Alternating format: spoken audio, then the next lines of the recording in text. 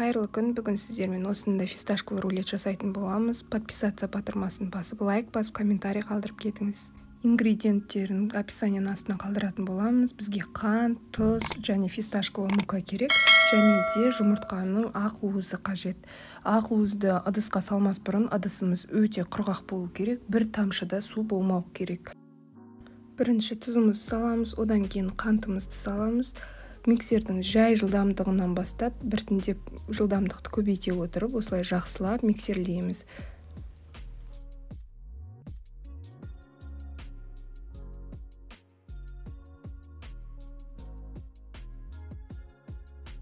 Осындай өте әппақ болғанша араластырамыз. Осылай төңкерген кезде мүлдем жылжымау қажет. Сонда тестамыз өте жақсы шығады. Одан кейін барып, фисташковый мукамыздың барлығын бірденнен саламыз. Силиконды лопатканың көмегімен фисташкиімізді араластырамыз.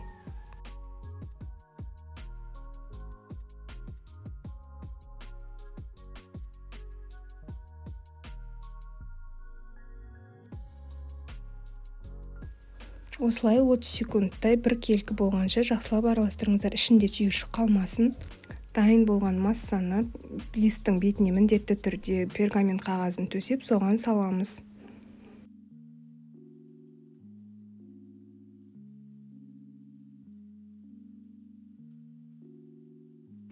Лопатканың көмегімен осылай пергамент бумагасына жақсылап жағып шығамыз.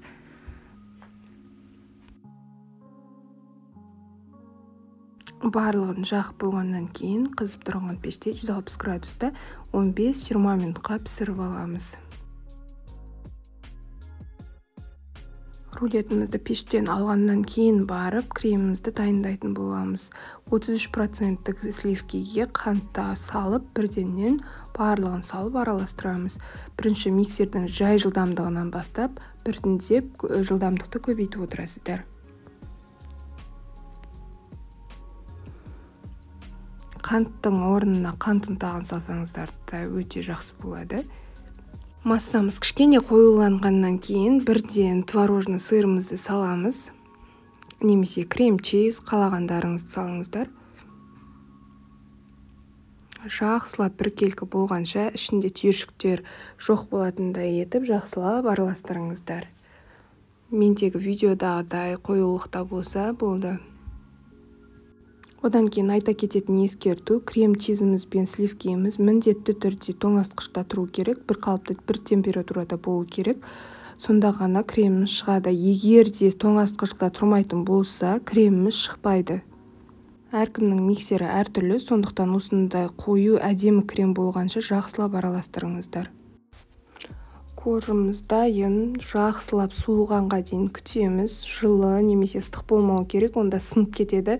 Сондықтан кәдімгідей салқын болып суығанға дейін осылай екінші бетіне пергамент бумаганың көмегімен ауыстырып, жайлап осылай пергаментті босатып аласыздар. Фисташковый рулеттің шықпай қалуының бірден бір құпиясы, ол пеште 1-2-3 минут болса да артық ұстап қойсаңыздар, корж кеуіп кетеді. Сондықтан рулет шықпайды, мүлдем шықпайды, кеуіп кетеді, тез кеуіп кетеді. Бұнда ұн болмағандықтан және де тек қана фисташковый ұны болғандықтан тез кебеді. Сондықтан да пештеріңізді байқаңыздар. Менде Bosch маркалы пеші, сондықтан асты үстін вентилятормен жақсылап пісіреді. Мен 17 минуттай пісірдім. Осылай креміміздің барлығын саламыз бірденнен. Мен бетін әрлегенге кішкене бір лопатканың көлемінде крем алып қалдым. Осылай жақсылап кремдердің барлығын саламыз. Шет-шетіне осы лопатканың көмегімен бір келкі етіп жағыңыздар.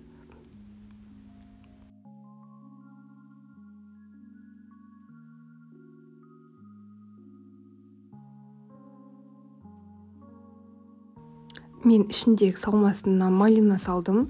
Бұл міндетті емес, егер де үйлеріңізде жоқ болатын болса, салмай-ақ қойыңыздар. Дәмін шығару үшін осылай малина салдым, кішкене ғана. Осылай ара-арасына салып шығамыз, кескен кезде әдемі көрінеді. Енді осылай ақырындап ораймыз. ораған кезде қатты тығыз орап жібермеңіздер, осылай кішкене кесілетін болады.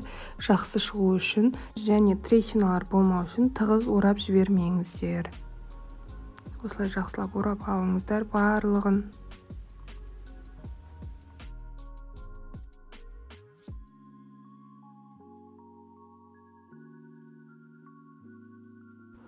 Өте ұзын болғандықтан мен осылай ортасынан кестім. Пышақтарыңыз өте өткір болсын, әйтпесе қатты басып жібереді ортасын.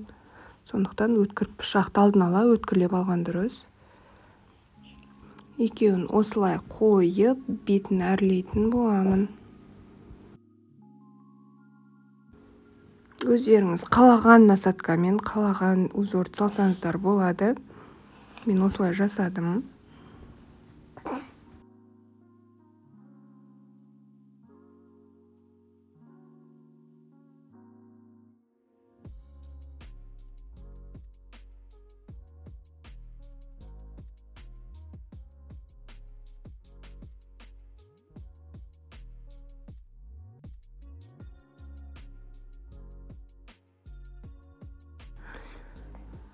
Мен бетіне осындай бүтін жарылмаған малиналарды қойдым.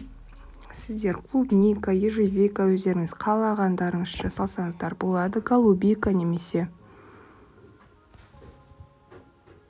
Егер де жоқ болатын болса, еш нәрсе салмай қойсаңыздар да осылай креммен әдемі көрінеді.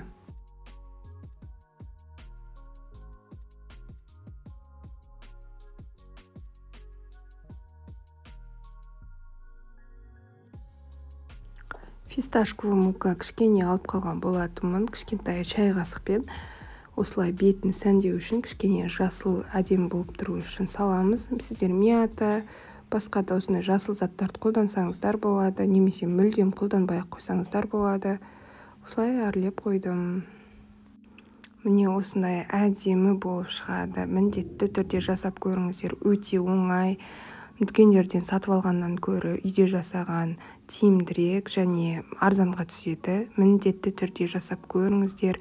Менің каналыма тіркелуді ұмытпаңыздар, лайк басып, комментарий қалдырып, қолдауларыңызды сұраймын. Сау болыңыздар, ас болсын.